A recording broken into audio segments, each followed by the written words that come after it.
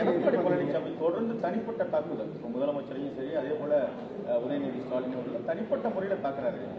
இல்லை, அதுதான் நான் தெளிவாக நேற்றே சொன்னேனே, அதே தான் திருப்பி கேட்குறீங்க.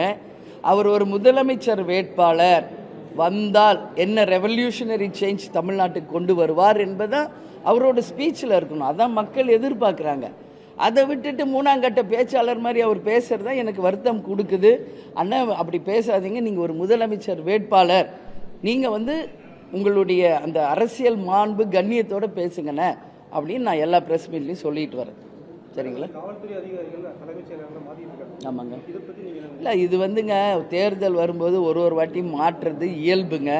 ஆனால் இந்த மாதிரி ரொம்ப அதிகமாக எல்லா அதிகாரியுமே மாற்றிக்கிட்டு இருக்காங்க இந்த வாட்டி.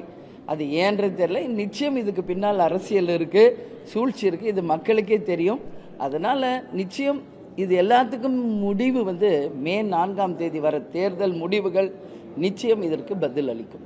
மேடம், நீங்கள் போட்டியிட விருதாச்சலமாக இருக்கட்டும், அங்கே மகிழமாக இருக்கட்டும், சேலம் மேற்கு, ஓமலூர், தர்மபுரி, இந்த மாதிரி பெரும்பான்மையான தொகுதிகளில் வன்னியர்கள் தான் பெரும்பான்மையாக இருக்காங்க. அப்போ வன்னியர் இடஒதுக்கீடு அவங்க நிலைப்பாடு என்ன? தொடர்ந்து அவங்க இடஒதுக்கீடு கேட்டுருக்காங்க. நீங்கள் அவங்க பெரும்பான்மையாக இருக்கிற தொகுதியில் தான் பெரும்பாலும் போட்டிடுறீங்க. வன்னியர்களோட இடஒதுக்கீடுக்கு அவங்க நிலைப்பாடு? நான் ஏற்கனவே இதை பற்றி நிறைய வாட்டி பதில் சொல்லியிருக்கிறேன். இந்த முறை தேர்தல் முடிவுகள் வரட்டும். மே 4ஆம் தேதி ஆட்சி அமைக்க போகும் அண்ணன் ஸ்டாலின் அவர்கள் 2வது முறை முதலமைச்சராக வரப்போவது உறுதி. 7வது முறை திமுக ஆட்சி அமைப்பது உறுதி. நாங்கள் போட்டியிடும் தொகுதிகளில் வெற்றி பெறப்போவது உறுதி.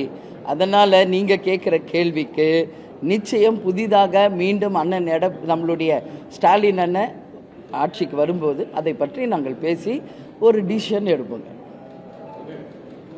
ஓகே. ஆமாங்க. சவால் விட்டு பேசுகிறாரு முதலமைச்சர் அவர்கள். இப்போ முடிஞ்சா அமித்ஷா அவர்களும் மோடி அவர்களும் பேச முடியுமான்னு உங்களுடைய நிலைப்பாடு? இல்லை, தமிழ்நாடு பொறுத்த வரைக்கும் சார் எப்பயுமே இங்கே இருமொழி கொள்கை தாங்க. அதில் மாற்று கருத்தே கிடையாதுங்க. அதுக்கப்புறம் நீங்கள் படிக்கணுன்னா இண்டிவிஜுவலாக நீங்கள் டியூஷன் வச்சோ எப்படியோ நீங்கள் படிச்சுக்கலாம். பட் கவர்மெண்ட் வைஸு இருமொழி கொள்கை தான். அதுதான் தேமுதிகவின் நிலைப்பாடு. கேப்டன் இதை எப்பயோ சொல்லிட்டார். அன்னை மொழி காப்போம், அனைத்து மொழியும் கற்போம் சொன்ன முதல் தலைவர் கேப்டன். அன்னை மொழி தான் நமக்கான கண்.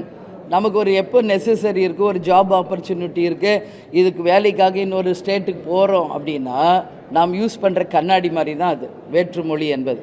அதனால் அன்னை மொழி காப்போம், அனைத்து மொழியும் கற்போம். நம்ம தமிழ்நாடை பொறுத்த வரைக்கும் இருமொழி கொள்கை தாங்க எங்களுடைய நிலைப்பாடு.